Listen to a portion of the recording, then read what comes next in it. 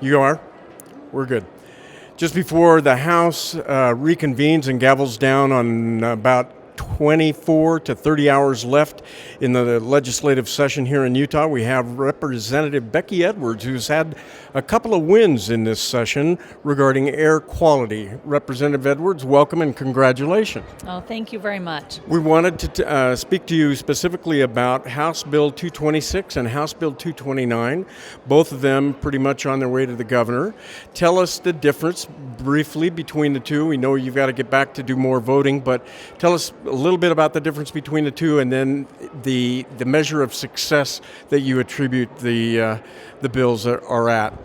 So House Bill 229 is just a series of modifications of the current code as it relates to the Division of Air Quality, some definition changes with asbestos and some ozone, trying to bring us into compliance with the federal code in terms of definition. So that's a good thing because it allows our Division of Air Quality to be talking the same language as the feds when we're relating, what our issues are here and how we can better comply with their regulations. That's what House Bill 229 does. House Bill 226 is sort of the main bill that has been debated up here for several years, and it's the one that allows Utah experts to create and adopt state-specific rules in our attempt to come into compliance with EPA standards. You characterize that as a Utah solution for a Utah problem.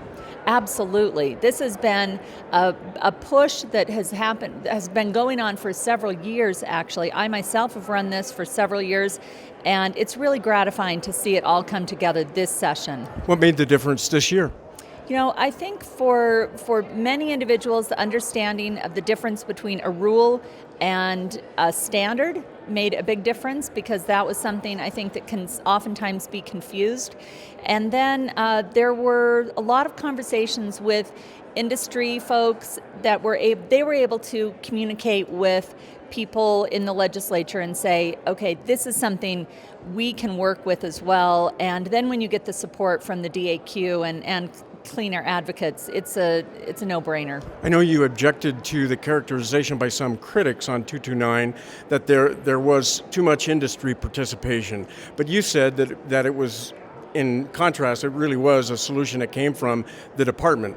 Exactly. The Division of Air Quality is the entity that really came forward and said, this is a need we have, and greatly impacted the language and the direction. Now, we did have some amendments that came straight from legislators in terms of moving the term more stringent to a term different, which I think in many ways is effectively the same thing, because we know we cannot make rules that are less stringent than the EPA, so we really can only be different going in one direction. But for some of my colleagues, that was enough to get their buy-in on the bill, and at the same time, attorneys and folks with the DAQ and others in the environmental as well as industry community said, that's fine, that's something we can work with in. And we had those compromises made, which allowed for passage of the bill in both chambers. So in both situations now, we have those bills for Utah environmental quality and air quality specifically going to the governor.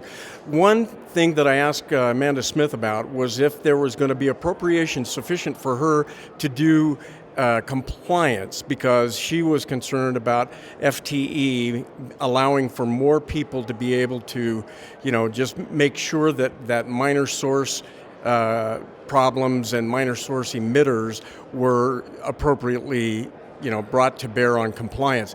Do you know anything about the status of that at this point? I think they're still in the middle of trying to finalize the budget, but I know it's critical. It's more than important. It's absolutely critical that we continue to fund both, as you mentioned, the minor source, as well as research that will be state-specific. The entire success of House Bill 226 and our push to get state-specific rules depends on us getting data and studies that are relevant in Utah and source-specific. So that's really important that we continue to fund those efforts. We'll be keeping an eye on that while you get back to the rest of the voting in the House. Thank you so much for joining us. Thank you very much. Appreciate your support. Bye now.